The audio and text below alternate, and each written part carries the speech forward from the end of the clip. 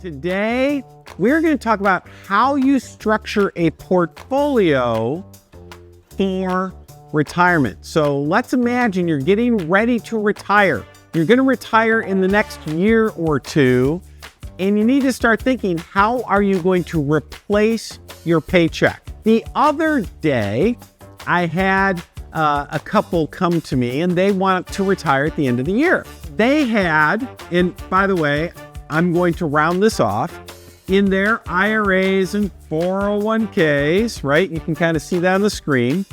They had roughly $1 million. Here's what they wanted. They wanted to generate income each year of roughly $40,000. Now, in the financial world, this is also known as the 4% rule. So the idea is, hey, take your lump sum of money, and if you invest it the right way, you can pull out, you can see the number there, 4%, every year for as long as you live. And that should work out. Well, wait a minute. What did I say? Invest your money in the right way, right? That's important. And you should be able to take out 4% a year, and it should last for pretty much forever. Well, what is the right way? Well, the right way is this. Roughly 60% should be in stocks, and the other 40% should be in bonds. That is considered a classic balanced portfolio. And obviously within the stock section, you're going to have a mix of large companies and small companies, US and international, all that kind of stuff. And in the bond section, you have some shorter term and longer term. Again, maybe government bonds and corporate bonds. You want to be diversified in each of those categories. So the idea though is if you do this, then check. It all works out. It's lovely. It's wonderful. Everybody's happy. Yay! Job done. Oh, if you've been watching this enough, you know what I'm going to say. Not so fast. Right? You know I'm going to say that. In today's world, we have a problem here. Now, before I tell you what the problem is, let me give you a little history. This concept that we're looking at right here was introduced to us back in the mid-1990s. What was happening in the mid-1990s? Well, here's what was going on. The stock market, what were stocks doing back then? Woo! Up in a big way. 10-year treasuries, 10-year government bonds, right? Treasuries. Sorry, I don't write as neatly as I might like to. They're paying 5% per year. Market's doing great.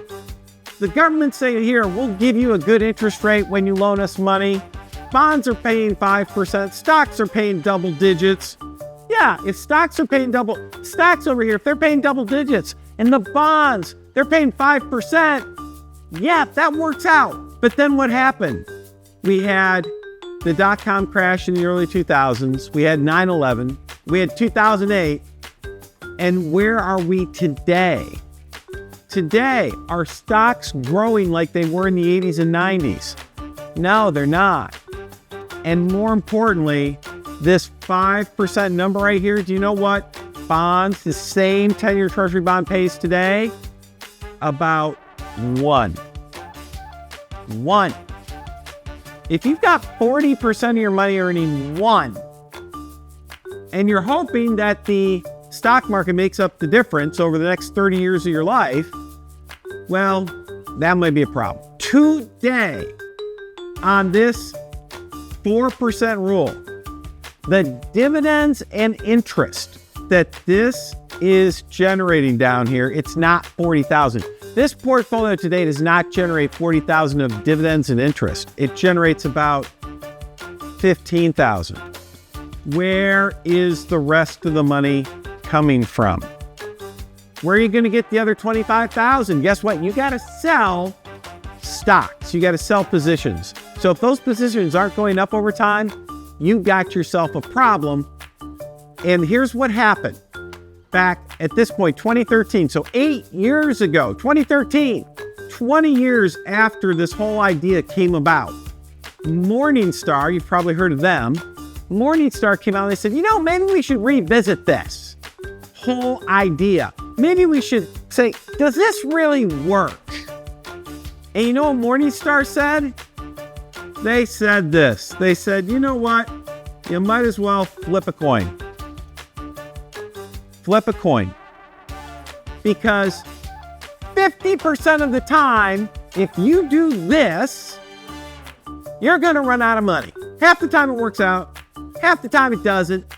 That's the equivalent of flipping a coin. And I don't know about you, but I don't want to enter in retirement knowing I only got a 50-50 chance that my money's going to last. How do we fix this?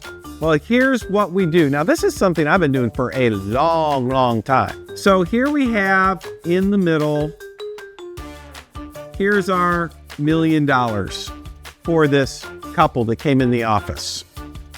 What I like to do is I like to take that $1 million and put it over here into two general categories.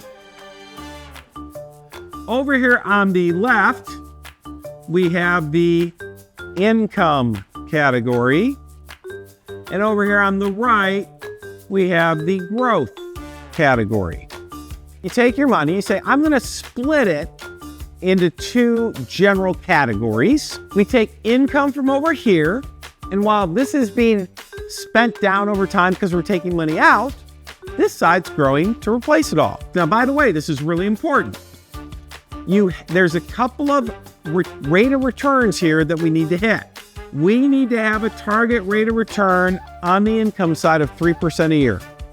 So all the math that I'm about to give you assumes that we can get 3% or better on the income. So anything we put in the income side, we want it to be safe, we want it to be stable, and we want to get 3% a year or better. On the growth side, we're targeting 5%, right, or better.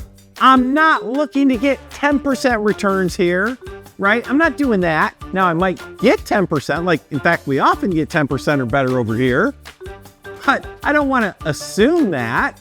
I'd rather assume low. Hey, normally these days on the income side, we're getting maybe 4 or 5% returns. So we're getting better returns in both categories, but I don't want to assume that. I want to assume low on my returns. I want to assume very, very conservatively. Now let's look at some different structures that might make sense. Because remember, how much income? What's our target?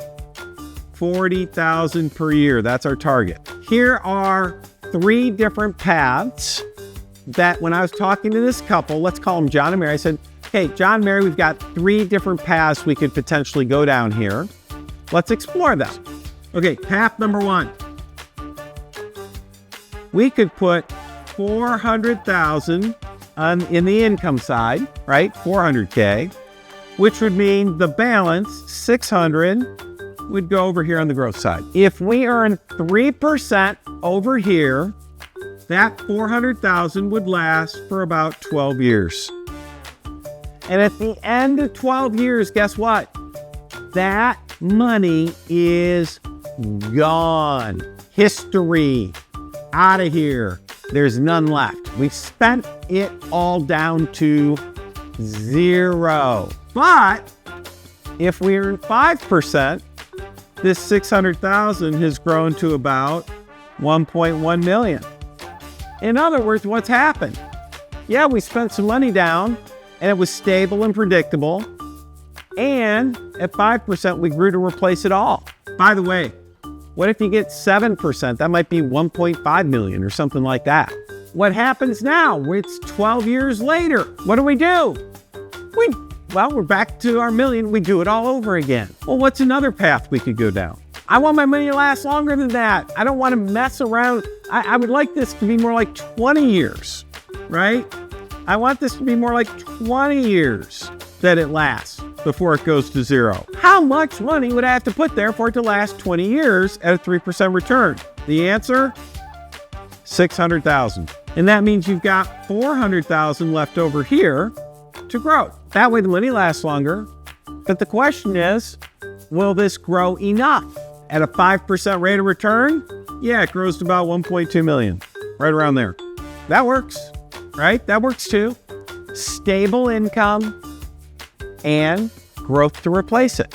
And then number 3, sometimes people ask this question. They say, well, Mike, what if I want to have a guarantee that my income lasts for life?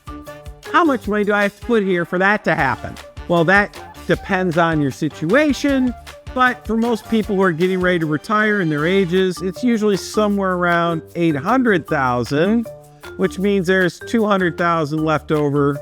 We would just call this extra money. And that could grow and be used for anything. 3 different paths to give you that income. Which is the right path? Well, the answer is, it just depends on you. When should I start setting up my portfolio kind of like this? Like, when should I start doing it? Now, this I do have an answer for you. Think about this at 5 years. If you plan on retiring in the next 5 years, by the way, if you're already retired, you should have it set up like this. But if you are not yet retired, you're working, and you say, man, I really want work to be optional, you want to start setting this up within 5 years of retirement. You start getting within 5 years, you want to start doing this. Why do we want to start setting this up? It's really simple. Let's say you're 5 years away from retirement. So you're thinking, oh, I want to retire in 5 years. I want to retire in 3 years, whatever. Do you think it's possible that the stock market could have a correction, right? We don't call them crashes, we call them corrections. Do you think it might have a correction between now and when you want to retire? Yeah, it could happen. Well, let's say it does have a correction, right? And this is you, and you want to retire in 5 years. If you set this up now, guess what? You're not going to take any money out of the income side for the next 5 years. That just means the money lasts longer. Instead of lasting for 12 years, maybe it'll last for, 18 years or 19 years or something like that. Instead of lasting 20 years, it might last, 27 years. You're not going to touch the money. That's okay. It just lasts longer. The correction is now only going to affect what? The money that you have over here. But that's okay because you've bought yourself an extra 5 years for it to grow, or 3 years or 2 years, whenever you're going to retire, right? You bought yourself extra time for this to grow and for it to pay out.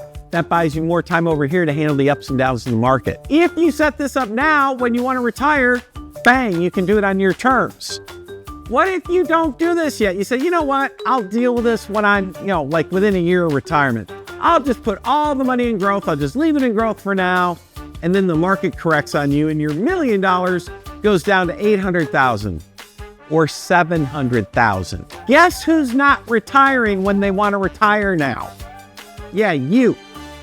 Because you didn't set this up when you should have. This puts the control in your hands. If you want to retire in 5 years, you'll be able to do that, no matter what the market does between now and then. What this does is it puts the control of when you want to retire in your hands, no matter what the market does. If you leave all the money in the growth right now, before you want to retire in 5 years, you leave all the money in growth. Now the market, who doesn't know you and doesn't care about you, the stock market will determine when you retire. Put the control in your hands. Make that great decision. So anyway, this is different for everyone, right? How this is structured, it depends on how much income you need, how much money you have, timing of income, all that other stuff. This is just a general model, but this is a great model. We've been using it for years and have helped people retire comfortably where they have stable income, and it doesn't matter what the market does, they know they're in great shape. And I want to get you there as well. All right, we'll see you next time.